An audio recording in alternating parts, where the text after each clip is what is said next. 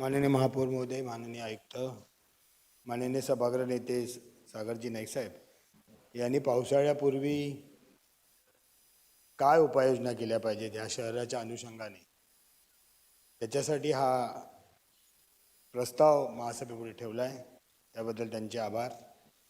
आणि निश्चितच नवी मुंबईमध्ये पाणी कुठे भरत नाही, पण आमच्या MIDC भागामध्ये सर्वच ठिकाणी पाण्याचं त्या ठिकाणी भरलेलं तुम्हाला आढळतं. आणि त्याच्यामुळे ठाणे बेलापूर रोड हा नेहमी जाम होतो.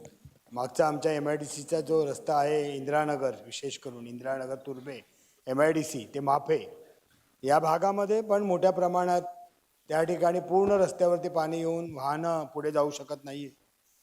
या ठिकाणी MIDCला प्रशासनाने MIDCला सांगायला पाहिजे की MIDCने अनेक डोंगराळ भागातनं जे पाणी वाहत मुख्य नाल्यावरती येत असतं, त्याचे अंतर्गत जे काही नाले होते ते नाले त्या ठिकाणी विकले गेले आणि त्याच्यावरती भूखंड MIDCने दिल्यामुळे तो नैसर्गिक जो प्रवाह डोंगराचा जो पाण्याचा असतो तो त्या ठिकाणी बंद झाल्यामुळे तेही पाणी येतं. नंतर महानगरपालिकेने काही बंदिस्त नाले बनवलेले आहेत, परंतु निश्चितपणे मी सांगेन की शहरातले आपण नाले साफ करत असतो, परंतु MIDCतले नाल्यांकडच्या साफसफाईची कुठली एजन्सी किंवा आपण त्यांना नेमत नाही. काही ठराविक फक्त नाले जे असतात ते पूर्वीचे जे नैसर्गिक नाले होते ते साफ करण्याचा आपण नेहमी टेंडर काढत असतो, परंतु त्याच्या स्वरूपात बदल झालेला आहे आता मॅडम.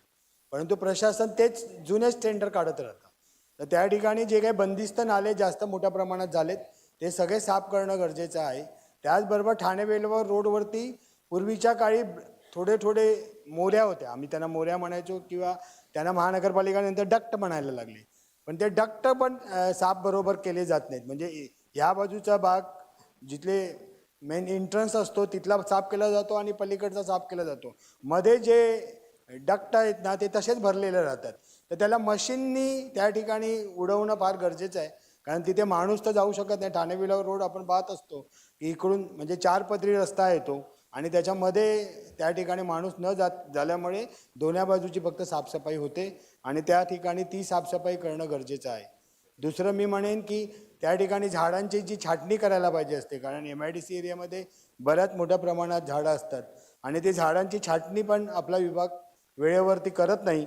आणि पाऊस पडल्यानंतर वादळी वारे आल्यानंतर जेव्हा काही ते झाडं पडतात त्याच्यानंतर मग महानगरपालिका येऊन किंवा त्या ठिकाणी आमच्या MIDCचं फायर स्टेशन आहे ते त्या ठिकाणी झाडं तोडण्याचं काम करते. त्याच्यामुळे लोकांना नाहक वाहतुकीला आणि ह्या सगळ्या गोष्टींना विलंब होतो.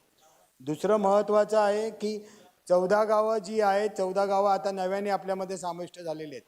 भरत भोईरजींनी या ठिकाणी म्हणणं मांडलेलं आहे, पण तो 14 गावामधल्या कुठलीही माहिती मला वाटतं प्रशासनाकडे नसेल की कुठल्या नाल्यामधलं कुठलं पाणी कुठल्या गावामध्ये कुठे पाणी साचतंय. तर त्याची प्रशासनाने आताच माहिती घेतली पाहिजे. आणि तिथे कुठल्याही गावामध्ये सध्या साफसफाई कर्मचारी त्या ग्रामपंचायतीमध्ये 2च मोठ्या ग्रामपंचायती होत्या, त्या गावांमध्येच फक्त 2च कर्मचारी 2-4 कर्मचारी होते, त्यांच्या माध्यमातून त्या ठिकाणी गटारं साफ व्हायची.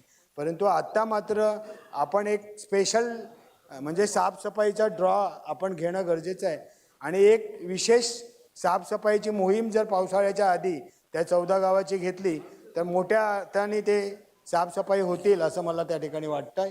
त्याचबरोबर ठाणे बेलापूर रोडवरती जे काही पाणी येतं त्याच्यामुळे सुद्धा वाहतूक कोंडी होते. विशेष करून सविता कंपनीच्या जवळ त्या ठिकाणी मोठा त्या ठिकाणी पाण्याचा त्या ठिकाणी प्रश्न निर्माण होतो. तर अशा सर्व बाबींकडे प्रशासनाने लक्ष वेधावे, कारण बाजूला ट्रेन जात असते. ठाणे बेलापूर रोडच्या बाजूलाच ट्रेनच्या रेल्वेची पटरी आहे, त्या ठिकाणी मग त्या ठिकाणी सगळं पाणी अडलं जातं. तर ह्या सगळ्या गोष्टीची खबरदारी घ्यावी आणि सगळे नाले जे आहेत ते त्या ठिकाणी नाले मोऱ्या या साफसफाई करण्याची मोहीम महापालिकेने आत्ताच घ्यावी अशी विनंती.